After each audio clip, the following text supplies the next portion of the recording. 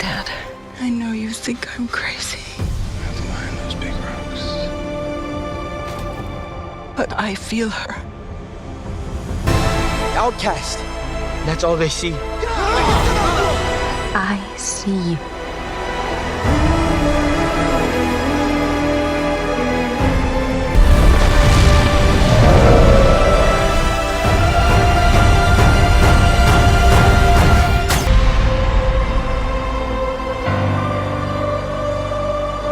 Avatar: The Way of Water is directed by James Cameron as the sequel to the highest-grossing movie of all time released 13 years ago.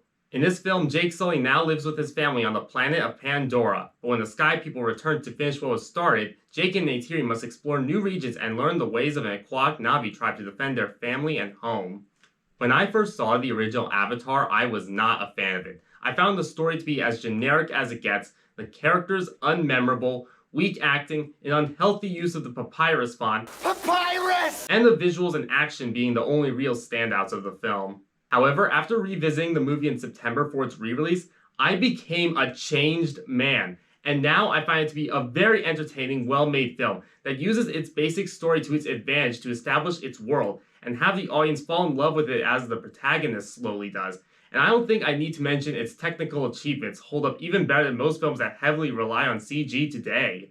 And if I'm being honest, I thought the Avatar sequels were myths. They've been delayed for so long, and during most of those production years, there were very few details on them other than they were coming and they were on their way.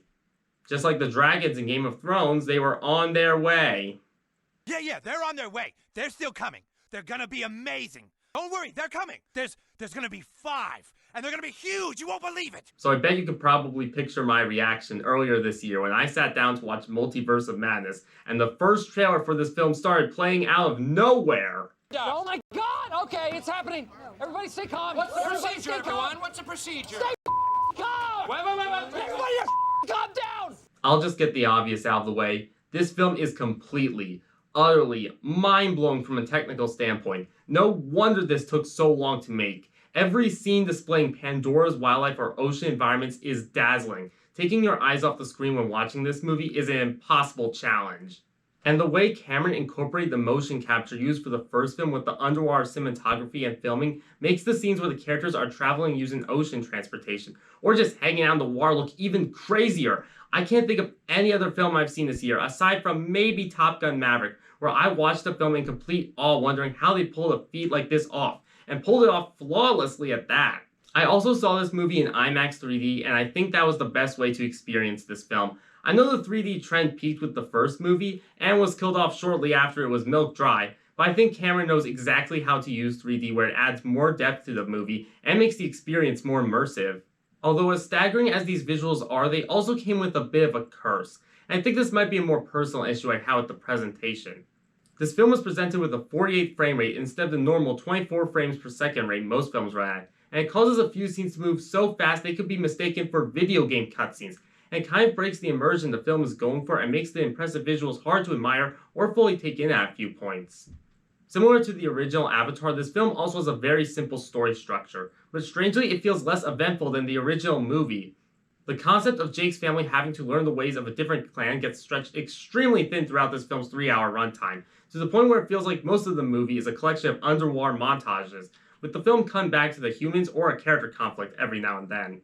And whatever narrative or subplots were present in the movie felt like they were directly borrowed from the first Avatar, and makes the film feel a little derivative at points. This film also takes a while to get started. The first act doesn't have the strongest emotional hook and feels like it goes on forever. This movie can feel needlessly slow at points until you feel its lengthy runtime.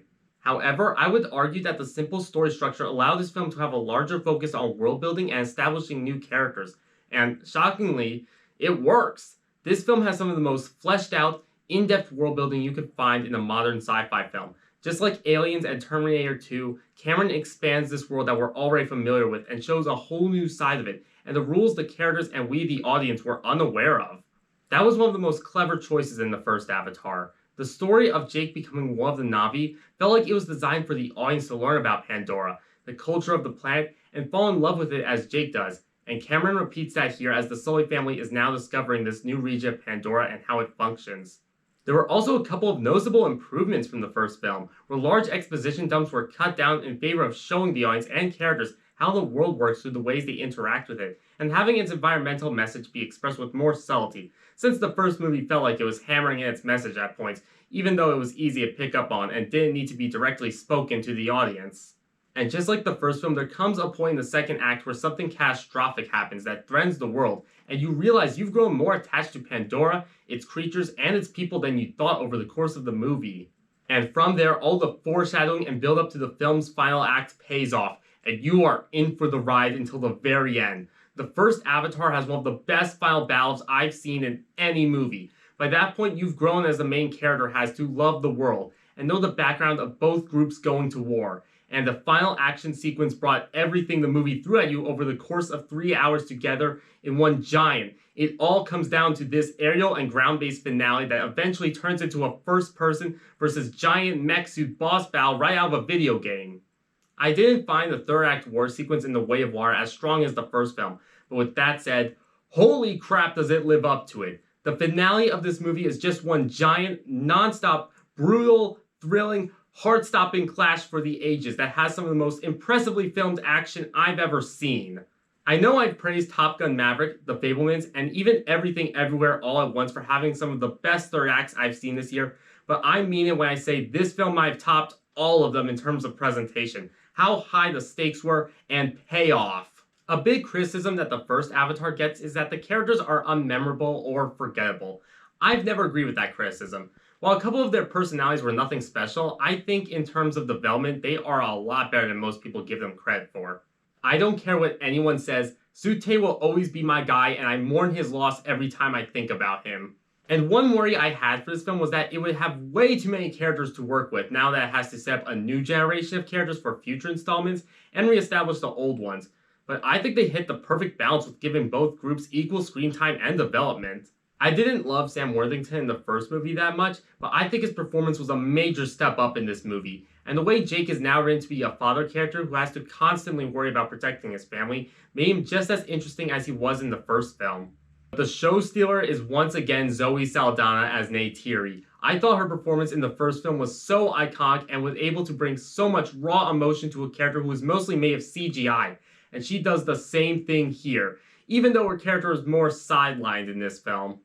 Stephen Lang also returns as Miles Quaritch, and personally, I found his character to be a weak villain in the original movie, even if his over-the-top performance was able to save it a little. But here, Quaritch feels like a more fleshed-out villain now that he's been reborn into the form of his enemy, and has a personal conflict with one of the new characters. And Lang is awesome in the role, and helps make Quaritch come off as an iconic, long-lasting franchise villain. Sigourney Weaver also returns for this film as Jake and Neytiri's adopted daughter Kiri, a 14-year-old teenager. Yeah. And while sometimes she's able to bring off a sense of innocence and change her voice just enough to make her performance as a teenager believable, there are times when it's easy to tell it's just her regular voice coming out of a younger, blue version of her. Kate Winslet and Cliff Curtis aren't in the movie too much, but their performances as the leaders of the Water Clan this film sets up are near perfection. The kid actors also really surprised me with how good they were, especially Jamie Flowers as Neytiri, who might have been the most interesting new character in the film. Britton Dalton is another newcomer as Loak, and I also really loved his character. He's very fun and compassionate whenever he's on screen, and he has a couple of subplots with other characters like a new creature on Pandora, and I think they set up Dalton's character to be someone with a lot of story potential in later installments. Trinity Bliss as Toot gets the least screen time with Jake's kids, but she's also really fun whenever she's around. Jack Champion plays Spider, a human child left behind after the events of the first film, and while his performance is good, the way he was written kind of killed any interest I had in his character with how vague and unexplained his motivations are when choosing which side to fight for. But maybe that'll get explored better in the other 3, 4, 5, maybe 7 sequels. These blue people are going to outlive us all! While Avatar: The Way of Water might not be perfect thanks to its unnecessary slow pacing, weak first act, and a lack of narrative focus, it more than makes up for it by delivering on its crowd-pleasing visual wonders thanks to Cameron's signature direction, strong world building, stunning action, and without a doubt, the best visuals you'll see in a film this year. Maybe ever. Right now, I'd say I prefer the first film since that movie had a larger focus on the story as much as the visuals, even if it wasn't the most original concept out there. but I can definitely see myself appreciating this film more on rewatch, and I'm excited to see where Cameron is going to take this story now that he's going to be coming out with these sequels more quickly. Of course, if you love the first movie, you're going to want to see this as soon as you can. But even if you're not, I'd still recommend seeing it because while you may have watched Avatar, you can't say you've experienced it until you've seen it on the biggest screen possible. As I said before, I saw this in IMAX 3D, and if you're looking for the definitive experience for this film, I'd recommend seeing it in that format. I'm going to give Avatar: The Way of Water an 8 out of 10. So those are my thoughts on Avatar: The Way of Water. Feel free to leave your thoughts on the film in the comments below. Thanks for watching. If you like this review and you want to see more, be sure to hit that subscribe button, like the video, and ring the notification bell to be notified for any upcoming reviews. So what does her heartbeat sound like? Mighty.